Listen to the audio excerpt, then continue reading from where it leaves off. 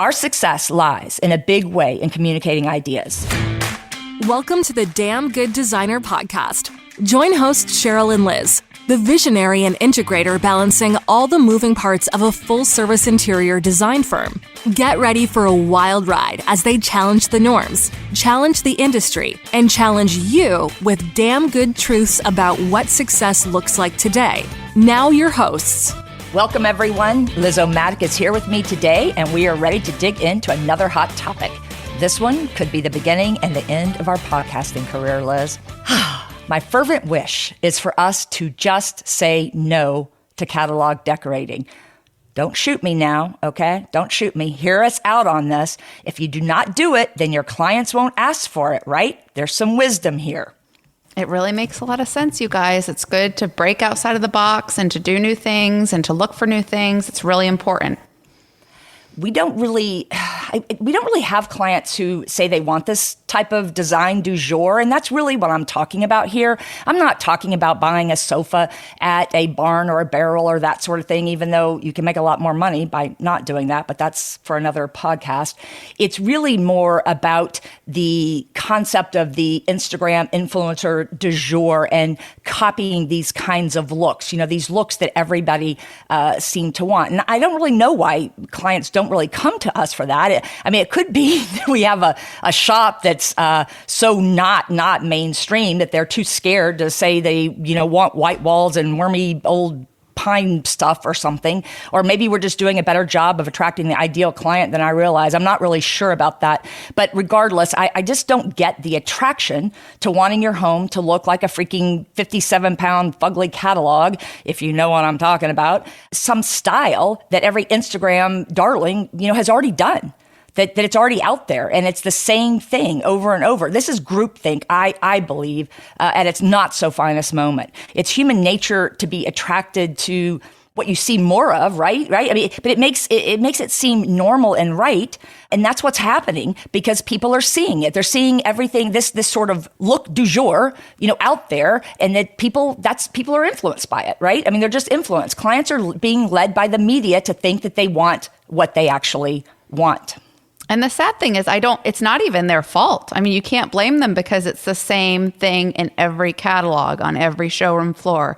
And if you're not out and about in a bigger city and having access to things that are different, it can be difficult, I think, for people to even imagine what more they could want. We really are fortunate because we have the shop. And so that is sort of our test kitchen for a lot of fun new ideas and beautiful artwork. But we're going to markets all the time, and we're constantly, we're reading, we're looking, we're all of that. We're not getting our ideas from Instagram. Right. But that rusty bucket of bolts, country farmhouse chic thing that everyone seems to have and everyone seems to want, you can't really blame people because what else is it that they're really seeing? What is it that's out there that's really breaking the mold? And that's just that's the normal part of groupthink is that people, they are influenced by what they hear, what they see, and all of that. The media does a big, huge disservice to our industry in a lot of ways. It puts ideas out there, but are they ideas that are really unique? And if it were me, I would say something to a client like, oh, I thought you hired me to create a fabouche space that tells about your unique perspective or blah, blah, whatever, something like that. Not to simply copy what is being spoon-fed to you via the media. Of course, Sally, this will be much easier to do and I can get home to drink wine way earlier. But I was so excited about showing you the most wonderful materials and fabrics I've found in my work, with a little side-eye wink kind of thing. The things that you have never seen and never will see because they are not on every street corner. Okay, I'm exaggerating just a little bit here, but yes, I could pull that off. And we have said things like that. If somebody does say, oh, well, gee, I just saw this, or sending us a picture or whatever. And by the way, we don't have clients sending us anything after the initial intake. Once we do that intake, we make it clear that we have to go forward now. We can't be being sent every 5 minutes like the newest thing that they see that will be crazy. So yeah, I'm exaggerating a little bit, but I would say something to a client because I'm confident in our skills and I'm confident in what we have to deliver. And I'm confident about why people come to us because it is the truth. Absolutely. And this is a big selling point for us. And we make sure to note this during our discovery calls.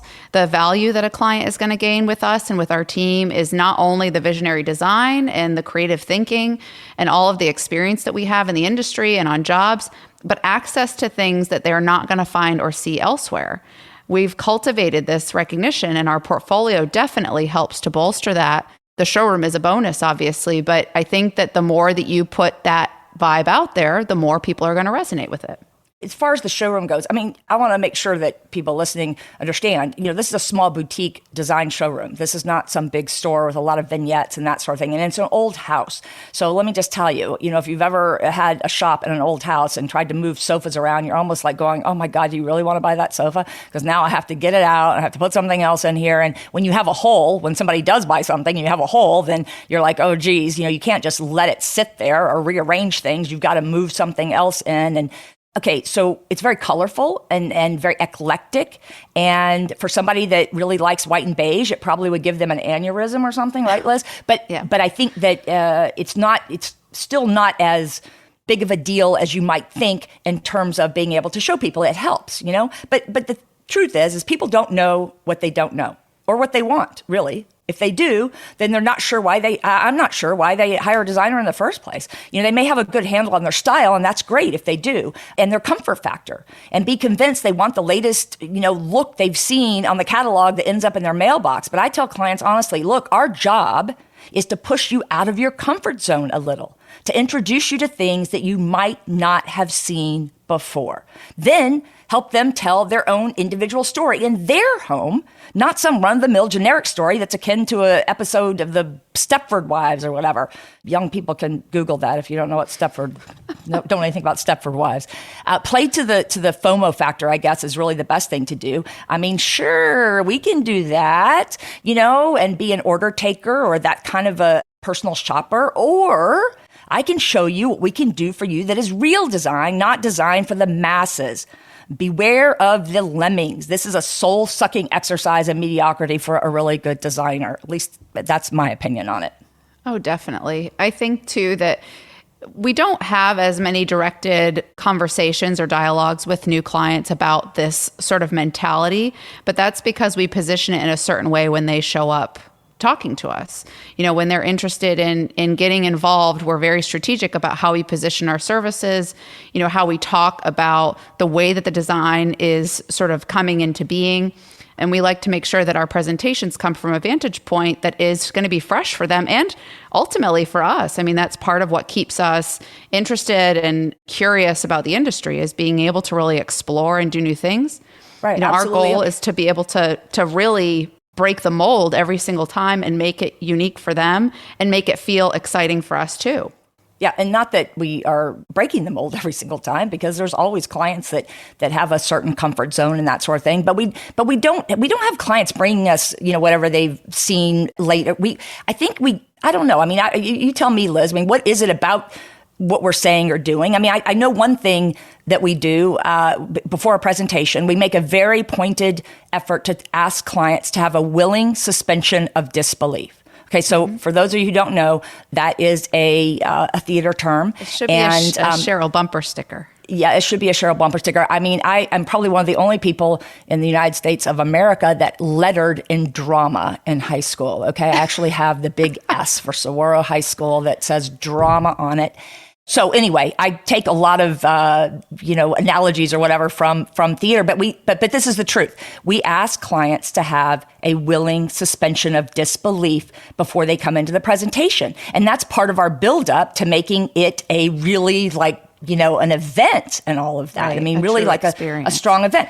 Is there anything else that you can? I mean, I'm caught off guard because I'm not thinking of what is it exactly that we're doing that is not giving people that idea. I think it's a compilation of things, probably the website, right? And that we're colorful and different, the shop to some degree. But I think it's what you talk to them about on the discovery call as well.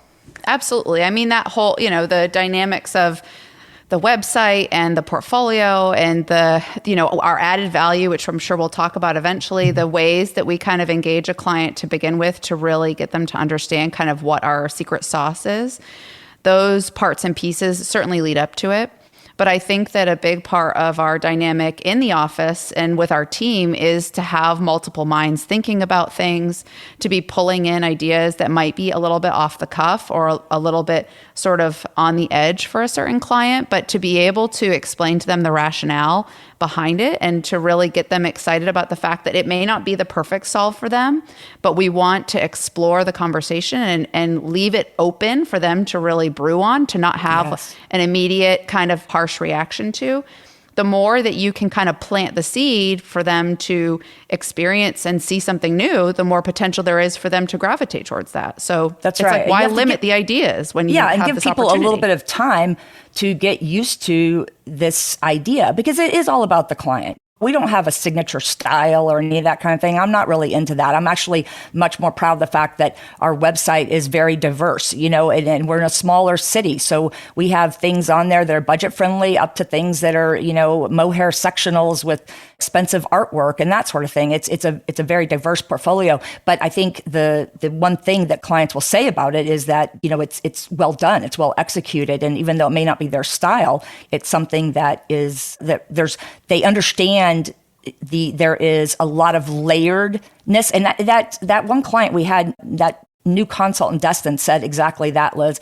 I don't know if I ever told you that, but that was one of the things he said specifically. And I said to him, like, wow, that's great. Can I quote you on that, on our website? Because he was talking about what I really liked was all the layers that you seem to put into here. Well, you're not going to get that with the Instagram moment type of great feeds that have 1,010,000 followers, but yet are actually just pretty much the same everywhere. And, I think design and learning about design is made up of a lot of variables in your journey, and I'm worried, I guess, anxiety ridden about the education that tries and reduce some of the complexities to creating a beautiful and fabulous environment to just like 1, 2, 3 or 15 steps to this or whatever, and making designers think that you can get that way so easily. And I think they shortchange those that are newer to the industry and push a focus on just getting it done or getting paid over learning how to create something out of nothing, and then challenge that look du jour and also the problem solving and all that goes with it. I think too, and we talk about this a lot kind of within our team about how important it is to be constantly ordering new samples and looking at new vendors and making market like a thing, like it's a challenge for us to want to see something new. I think that for as much as we love our vendors and we love the things that we're able to do, there's a certain verve that we get and excitement that we get about being able to talk about and really present new ideas. And that translates. People get excited about that part of the experience and the fact that's where the passion we're engaged comes from. in it too. Yeah, that's where the passion comes from, I think. It's about how to think about a room in ways not relating always to a sofa or a chair or a thing, but rather how to infuse your client's personality and aura into the place they call home, I mean, that's what everybody wants. I mean, if you really think about it, that's what everybody wants. And they spend an inordinate amount of time in their home. And I'm wondering, as designers, as an industry, have we started phoning it in? Has the COVID pandemic and all the supply chain issues and woes, has that caused the industry to really start phoning it in? Is there a quest for real design chops anywhere anymore? I don't know. My unvarnished opinion, which is what you're going to get here, is a comprehensive design vision is not just a paint by numbers set sold at the craft store. Paint by numbers is only good when you know how it'll come out before you begin, right? And where is the creativity in that? I think too that for the most part, a client is going to be more engaged and more excited to sense that you are really locked into something that's deeper about them and their lifestyle and the space that they're trying to create when you cultivate that conversation around what it is that they've identified are big needs for them, the things that they've said in their questionnaire maybe that trigger certain responses from you. That is going to get you a better and bolder relationship with the client, and I think more easy engagement on these new ideas. That really is what helps to kind of facilitate getting through presentations where you might have some ideas that are a little outside of the box. So being able to really challenge yourself, and we talk about this all the time because it's like, vendors come out with bedroom sets that have all the matching parts and pieces, and We work with a lot of Romo product, and there's so many beautiful color palettes that they come out with. But you see tendencies through certain fabrics that they bring out in each new launch. We're always sort of thinking to ourselves, like, we can't just pull from what's easy. You have to really challenge yourself to throw something in that's got a new feel or a new sort of general vibe to be able to make a little bit of tension and texture and to create something fresh. And right. I think that's Absolutely. Why clients show up at our door. I think that really is what they love about what we do. Yeah, I think so too. I mean, it's not that sometimes I wonder when we get, because we're on the coast, right? So we get, some of those coastal requests and that sort of thing for the look. We're always trying to infuse it with sort of a El Decor meets the coast kind of, vibe or whatever. But I always kind of wonder, like, why do you really need me if this is what you want? You just go down there to one of the 5 or 6 stores that sells the same, look, the same, resto type of deal or whatever. You don't really need to pay me for this. And quite frankly, I'm just too far down the road to really care about it that much when somebody is really putting up a hard stop on it, and I do believe in relating to your client, in every element selected in a roomscape that really contains hidden surprises, bits of whimsy, and a strong sense of architectural grounding. This is really important to us, and I don't think that we really can get away from that at this juncture in the way that we work. If we have somebody that really is wanting something that is very typical or that they've seen somewhere or whatever, then we're going to try to infuse some different elements to it, some whimsy, some, something there. The more important thing from a design point of view, it's not just about a chair or a part or a selection, but it's the sum of all these parts and pieces being, imagined and thoughtfully planned, for that particular family's lifestyle and that particular family's needs and their desires and where they want to see their aspirations and the experience they want to have every day when they walk in to their home. The analogy I use all the time about that experience is when every Tuesday or Wednesday, no, it's Tuesdays, every Tuesday, Lucy comes to my house to do her magic, cleaning my house and making it look all fresh and new again.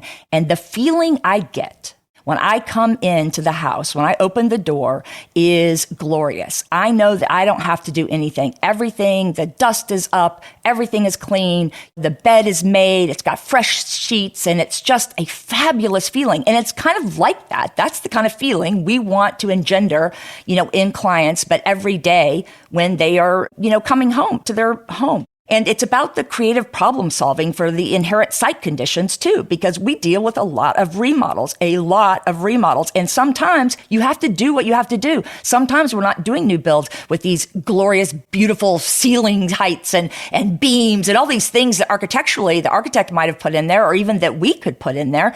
But we're dealing with 8-foot ceilings and a box, and that's when you really see the talent of a good designer is when you're dealing with that. And you want to pull everything into a cohesive whole. Really, really important. And I think that, good design is very subjective. I think about that every time I'm in a store and I see people picking things up and I'm like, oh my God, that should be in the bargain bin. Why are you even touching that? And so obviously good design is subjective, just like clothing styles and everything else. But seriously, is it really that subjective? I think we have had actually many clients make comments about this. And what I think is so interesting about it is there are people who get in touch with us who maybe are not as confident about adding the bold colors or some of the bold patterns and the more rich and kind of luxurious details that you'll see in some of our portfolio. But what is always a really important response that they give in that initial kind of discovery and consultation conversation that we're having a lot of times is, that's not for me, but I really can appreciate what you did there. Right. Like I can really see what it is that you did to transform that space. A handful of years ago, Cheryl started adding some of our before pictures too into our portfolio. And I think that it translates so much more of what it is Absolutely. That we do, because it not only, from the remodel perspective, it can be harder to see sometimes in just a few shots, but it really helps people see how even when you don't have interesting architecture or you're working with a basic box, you build your architecture. Yeah, you build that architecture in, and what I mean by that is air quotes, but you build that architecture in with the elements, the layers, from the ground up and the walls out. You build that architecture in the room, and I don't know. I don't know. I think, Sorry, well, I think didn't mean to people interrupt. see that. I think they sense that in our work. And I think that that's what helps them understand and have faith that even when things are maybe a little bit different from what they would have expected, or even not what they would have envisioned, they're more open to it because they know that we have the chops to be able to get there. I think that when you limit yourself to specifying the same materials or to, really limiting your resources to what you can only shop for locally, you're going to have less trust in clients being really excited to give you more control over the project because there's just not as much there in terms of the guts and the rationale to what you're presenting. Right. And I also don't believe you can practice comprehensive design with a questionnaire, one consult, and the predetermined paint chips of the best whites and grays purchased from someone else. I don't believe it. I don't think that's comprehensive design. Sure, it could be a one-off service or something like that, but I just don't believe that that's full service design. It's not the kind of work that we want to do. This is skilled and talented shopping, really, or just simply reactionary decorating to what you are shown in front of you, like what you're seeing. If you're spending all the time on Instagram, which is not where I spend my time, but if you're doing that and you're seeing all that, you're just like the clients, that you're being fed that, a steady diet of that. You have to get out and go to Europe and go to the different shows that are there. You have to see different things. Look at commercial design. There is a lot of really great things from commercial design, that you can then replicate into residential also, right? And there's, a market for that decorating type of, and there's nothing wrong with decorating. We decorate every day. Now, I don't mean that. It's just there's a market for that, just being that shopper or best buddy going through or whatever. But you have to ask yourself, is that really what you want to do? Is that why you got into this industry? And is that really what you want to do? Yeah, I would say that I don't think it's necessarily that we don't get inquiries like that, but I do think that sometimes you can talk someone through kind of what that is and what that really means to them to help them understand that maybe there is a deeper level of attention that should be paid to their space. But there are some people who they want someone who can kind of pull the rest of it together. They've got it 3/4 of the way they think, and they want you to just kind of come in and zhuzh it up. And that may be a partial service that you offer or something that you offer to kind of start getting your feet wet and get yourself off the ground. Yeah, but the not further for full along service, you get, you don't want to do that. Yeah, you don't want, further along you get, it's limiting. It doesn't give you the same breadth and opportunity. And the pictures, we always talk about this even in projects that are maybe not like the pie in the sky, beautiful, perfect transformations. We always try to get a couple of slice shots. As long as we can get a few little images of perfect little vignettes that really speak more to what we would typically do, that's what it's about. You have to be able to capture that somehow. Yeah, true. And if we're going to design a space and truly consider all the elements, and I'm talking about full service design here now, how they coalesce into a functional, aesthetically pleasing environment, we can't really reduce our talent to also one of my other sort of pet peeves, and I'm doing air quotes here, picking finishes, okay? Or just designing cabinetry. We must treat our design services holistically and with an eye to affecting the entire space. And this is one of the things that Liz has a directive on the discovery calls. Is she wants to make sure that even if it's just one space, that we are able to affect that entire space. That's the way that we put it. We want to be able to do it. And then if you want us to zhuzh up the office or zhuzh up the master bedroom or something like that, yeah, maybe we can do that. Maybe we can fit that into it. But we have to be able to affect an entire space unless there is, I will say that right now we have a couple of projects that are for really beautiful homes that they really do need a little more layering. And we're taking that on. It's like very specifically, but that's not the bulk of our work. So there's nothing wrong with small jobs. I like small jobs to fit in with the bigger ones and all that. You have to be able to balance all of your resources. It's not about that. It's about just like even really like a new build, just coming in. And if a client comes in and inquires about us, again, quote, picking finishes or doing that aspect of the work alone, we say no. It's just not our type of work that brings out the talents in the best possible way. We're not going to do that. It's not about going in and accessorizing or layering or doing some of that. We will be selective about those types of jobs, but definitely those can work into it. We're not hoity-toity that way at all, but I'm not going to go in and select finishes for a kitchen or bathroom I haven't designed that is from the ground up. It's just not something that we're going to do. And here's the thing, we don't pick anything. We envision a space fully developed and we select finishes and materials that works with everything else we're putting forth for the overall comprehensive design. So by the way, kids pick their nose, all right? Designers do not pick, they select. Please, please, please, please let's take the pick out. It just is harsh to the ears. We select, okay? You want to be paid $200 an hour, then you select, you do not pick, all right? And these selections are, of course, a part of the grand overall ideation of a design space. I'm not saying that that's not. Of course they are. They're a part of it, but that's an isolated thing that I don't want to do. Now, if you're just starting out or something like that, and that's what you're doing, that's great. But just ask yourself, do you want to get pigeonholed into that and just doing that? Some people really like it. If you do, that's great. That's not what I'm talking about here. There's not a problem. I'm talking to the designers that don't want to do that, and they aspire to affect the entire space, and they want to have things on their portfolio. But these items, these selections, they don't exist as just a part or a piece in our world. That's just not the way that we see it. They exist only as part of the whole. Okay, that's the way we look at it. And of course, the whole doesn't exist without attention to the details of the parts. So it's very much a symbiotic relationship. Yeah, and you have to train clients to understand it from that vantage point. You have to be careful about the vocabulary that you use and the way that you present things. That sort of structure is something that we start ingraining very, very early. And even for us, again, it's on the website. It's the way we talk about it in the discovery call. It's the way that we talk during the consult meeting. You have to layer that in so that you are setting them up to really understand that even when you get to the very last little parts and pieces that need to be selected, maybe the last side table or your floor lamp or whatever it happens to be, the sofa matters. The sculptural feel of the cocktail table matters. Those are all facets that are going to either lend themselves to or detract from the potential for that other piece.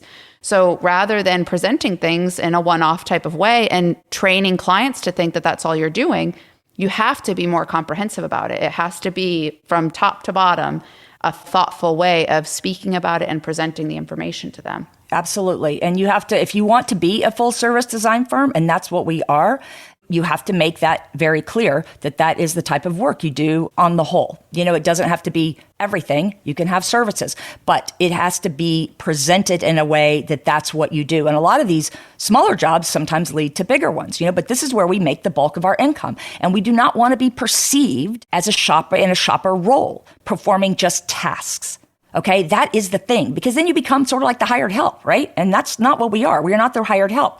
We do not design without control over the elements that create the design. And I guess that's the part of me, because I came up from the kitchen and bath world, and originally 23 years ago, and it's hard for me to go in and work on a home where we haven't affected the entire space or parts of it that I think are integral to whatever we're being asked to do. So I think that that's, something that's really important in the overall concept of it, and that professionals, they understand their value and what they want. They understand what they want, and they don't self-sabotage. And we've talked about this in another podcast episode. I think the last one, I don't know, maybe it was episode 3. We talked about this, where you don't self-sabotage. And I think that sometimes, and some people are probably bristling right now, and I think that there's probably a lot of people going to bristle, here and there. But I just want you to think about it. I just want you to sit with it and think about it, that you really do ask for what you want. And you have to be out there making sure that everything you do from a marketing standpoint, from anything at all, is asking for what you want, is making that clear. And if you run around and are doing a lot of things and being perceived as a personal shopper, then you're not going to get those jobs, those sweet jobs that are higher design fees and that are more portfolio worthy. You're not going to ever get those because you're not really asking for them. Right. You have to believe, I think, at a very core level in your brand and in your company and what it is that you are doing, what your method is to be able to get clients to where they need to go. And it has to be pervasive in all the steps. It can't be something where, you're trying to shine it on or you're trying to figure it out as you go. Being strategic and really understanding the core of what makes your client tick so that you can cater to that is 100% of the success in this. Yes. And we wouldn't have a successful business without understanding and being able to provide the creative experience we have to go through to understand how to best solve our clients' problems. That's the truth. Without understanding design and challenging the paradigms of the confirmation bias that exists in every single one of us, whether you want to admit to it or not, it's nothing more than shopping and space planning. And I think there are parts of the process of delivering on your creative vision, but are not to be confused. These are parts of the process, but they're not to be confused with the actual creation of the designed environment. So in other words, when people ask, on the Facebook post or whatever, and they're like, how much do I charge for this? How much do I charge for that? Well, what are you delivering? What is it that you're delivering? What kind of, are you delivering a full vision, a creative vision? Or are you selecting finishes? Or, what is it that you're actually doing, And I really worry about the beauty of custom design being reduced to this catalog decorating mentality. And people, or rather clients, simply do not know what they do not know. Right. And it's easier. As with anything, it's easier to digest what's right in front of you. It's easier to see the simple things, to work with the easy vendors, to go with easy. That's the thing. It's easy. And it's easy. Being able to lean into that tendency can be damaging. You want to make sure that you're setting a precedent for something more. And I think that as with anything, you start to get a reputation or you start to see trends maybe in your portfolio, and that is going to start speaking to clients about what you do and how you do it. So, you really have to be willing to break the mold a little bit about that. Yes, and work at it. To me, this what you're talking about is sort of the surface level of interior design, and it's bumming me out to see so many focus only on these surface elements, and the questions are always about the surface elements, without really regarding developing their craft further and more. And without this time spent on the creative development and actions and actually doing the work needed to push oneself out of your own comfort zone first and foremost. You have to do that first and foremost before you can push your client out of a comfort zone. You have to get out of your own comfort zone. Okay. You have to be able to really explore the options that are out there. You have to really be able to look at everything in a different way. You just have to be able to do that, to be able to go and envision and add that architectural feeling and design to, four walls and, a very simple space. No amount of coaching or schooling or anything else will help you become a stellar force with a true, clear, and unique voice if you are not doing the work needed to push yourself out of your own comfort zone. I don't know. Maybe it's just me. No, it's not. I think that, you've trained us from a very early point. I know Libby and I are constantly kind of talking about this, where you do have to slow down sometimes and you have to look at it with fresh eyes. The things that you have a tendency to say, oh, we could do it like we did it here. Or, oh, we could do, we'll use that solution that we used there. That trim could work.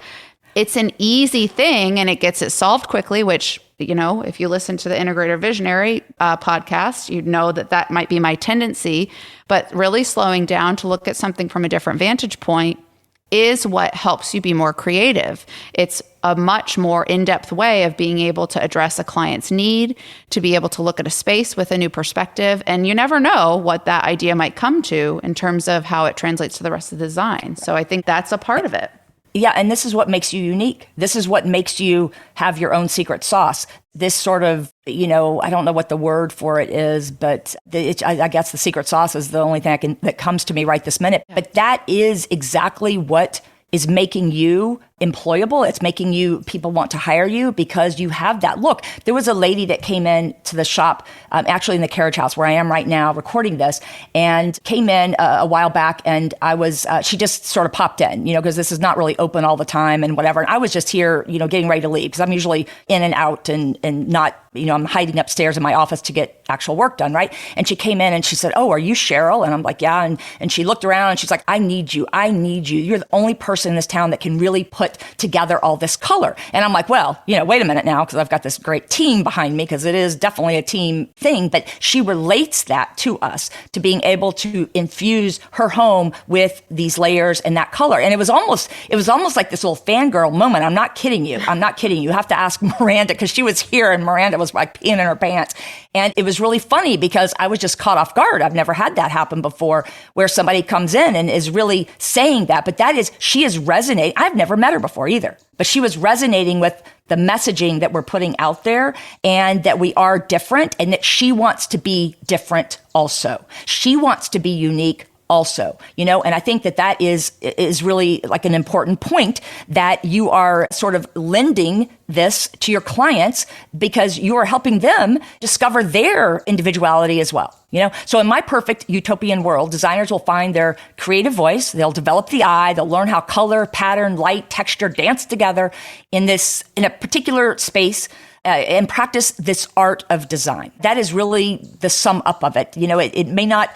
Some days, you got to pay the bills, right? So that's the truth. But I would just love to see a little bit more focus on developing that craft or people talking about that or it just being a thing. Or maybe there's, of the 72,000 coaches out there that are talking about things like this. Maybe somebody's actually talking about, wait a minute, what is your uniqueness here? What are you bringing to the table? Let me help you develop that, right? Similar to how an artist practices and practice. They practice and they practice and they practice, right? And they're always exposed to new stimulus, right? And they're creating and they're paint and they wad up the sketches and they toss them over their shoulder, but they're learning more about themselves as they go through this process. I think that we often kind of lose sight. And again, it's easy to say when you're busy because it's like you just want to keep up with everything. But I think that it's easy to lose sight of the potential that you're missing out on with every single project that you move through. So we really have tried in different ways to sort of address our process to be able to accommodate better for kind of the time and the mulling and the really creative diving in that you need to be able to do to have a better initial presentation, a more thorough initial presentation. And all of that really speaks to this whole idea of wanting to put the effort in where it matters, really focus the time and the energy that you're putting into the initial parts of your design discovery and your, creative concepting to get things to a point where they feel more fresh and interesting. And that is really setting the tone for the whole rest of the job. Once you land that first presentation, the rest of it can be so easy. But you have to set aside the time and you have to slow down enough to really be able to do it. And that's really, I think, a challenge for many, even when you're very far along in your career, to really make the time to do it.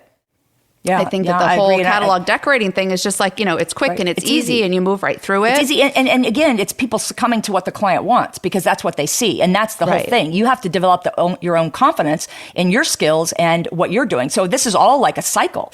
And if you're not out there doing what you need to do to be able to put the proper stimulus into your creative bank and to be able to then have ideas and to be able to have that confidence to execute those ideas, you're not going to be confident enough to push the client out of their comfort zone. And you're going to get yet another 50-pound catalog looking room or, a lot of white walls and whatever. I mean, just, whatever du jour is. And I think that the thing that bothers me the most about it is that our stock in trade is our passion for what we do as a team. It really is. And this is something I look for in people that we hire too. I want to know if they're passionate about anything. I don't even care what it is really, because I can translate that pretty easily, but I don't see a lot of that passion lately. I really don't. And again, I go back to maybe this is something in the last couple of years that has been sucked dry from all of us, in some way or another, but I can't focus and do my job without that passion. If I don't have that passion for whatever reasons, I can't do the work. I just can't. It's my fuel. It is my fuel to be able to get work done. And I think it's the same way with our team. Again, they're in charge of actually executing and getting things done. So it's easy for me to say, oh, yes, be passionate and not have to worry about timelines or any of that sort of thing. But it is, so you have to balance all of that. And I'm all about this, the business end. Anyone who knows me, and gets to know me, understands that I am a business person first and foremost, but make no mistake about it. We are creating every day in some way or another, or having ideas or brainstorming or something every single day. And we work very hard on bringing that magic to a project, even if it's a simple, small project, and sourcing furnishings is, of course, it's one more part of the job, of course. And I'm not saying that it's not, but it's just like marketing, social media, doing drawings, creating storyboards, all the other aspects needed for the delivery of the magic. But it's just another part of it. But we have to get away sometimes from the tasking that's involved in creating a design to really fully develop, and it's hard. It's hard sometimes with all the moving parts. And I know that this is, again, like easier for me to say than it is for Liz or Libby or Jen or, anybody else on the design team, because they really are having to move the project and advance the project along. So it has to be a balance, but you have to be able to take time to very specifically get out of your everyday world to really open yourself up to being more confident in what you're presenting to a client so that you can get over the people that do want to have the same thing that everybody else has, or they bring you a page ripped out of a catalog, or they want to go to RH and buy everything there or whatever. I wonder if our schools, our coaches, our mentors, are we failing newer designers? Are we failing newer designers, Liz? I think that to speak to some of what you initially said here, I think that the authenticity that you do bring to every project and that kind of true like rationale and intensity, I think that those are the things that really are what we have become known for. It's not just the good design, but it's the really believing that these things matter and that talking through them matters, and that not always, like you said at the beginning of this, yes. That it would be easier to just go home and like drink my wine earlier. But that's right. The truth is that that's right. I want to have this extra. And listen, we do flat fees. So, really, right. Yeah, it would be a lot easier for us just to go home and to give in, right? And to say, yeah, sure, and phone it in. Right.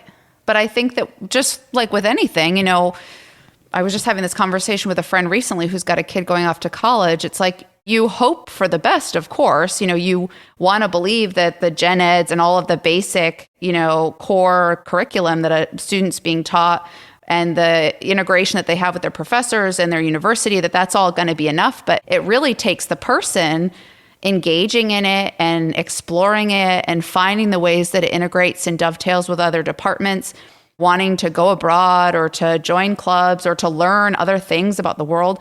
Those are the things that help really foster an education. So right. That's the whole no matter college, what age you are, opinion. Right. Well, no matter what age you are, those are the type of things that keep you fresh, that keep you engaged, that make you interesting. Those are the type of things that in what we do, I think really make the design. They really make the relationships that we have. And a lot of our clients, heck, I just sent an email to a client. This will be our 4th contract with him in the last 8 years. Fifth, because it's the office. There you go. Because that's right. The office too. He's a young guy. He's in his, he's mid-30s or so, and he's in just like an amazing client. Loves everything, but he's not easy. He's no walk in the park. I can tell you that right now. But he's a great client for many reasons. But I think that he expects us. He has high expectations of us. He expects us to deliver the latest, greatest idea that we have that's going to rock his world, without even really knowing it. And I think sometimes it's all about getting to know that client really well too. Yes. He has that trust. And again, that was set forth in a much smaller project many years ago when you first started with him. And I think which still looks good today. Yeah, that is the easiest. Well, his parents live there. We just did a refresh on all the art. I know. He doesn't. It's funny because he doesn't divest himself of homes. He likes to keep them intact with everything we've done. Okay, I'm not kidding you. One is on VRBO that was like a small little cottage type of thing, like a shotgun shack. But the other one, his parents live in, again, with everything that we put in there down to the accessories. And he's one of the people actually, and then we'll get to our damn good truth here because, and wrap up. But he is one of the clients that actually looked at me one time years ago and said, I don't care what clients say to you, Cheryl. They want you to finish the job. They want you to do all the things so that they walk in and they see this transformed place. And a lot of people ask about that. Like, how do you get clients to want to finish the job? How do you get them to, at the end, to really let you do all the layering that's necessary after the big pieces are in and that sort of thing? And I've never forgotten that, from him, because he was really spot on. And I think that just has to be part of, what the whole process of affecting the space. You have to talk to clients about it and say, this is what we're going to do. This is what we're going to allocate for that. And it doesn't matter if it's a small job or a big job or whatever. I mean, we are not luxury designers. As a matter of fact, I've got a whole podcast that I wanted to do, and we'll have to do that, in a couple of weeks, about redefining what really means a luxury client.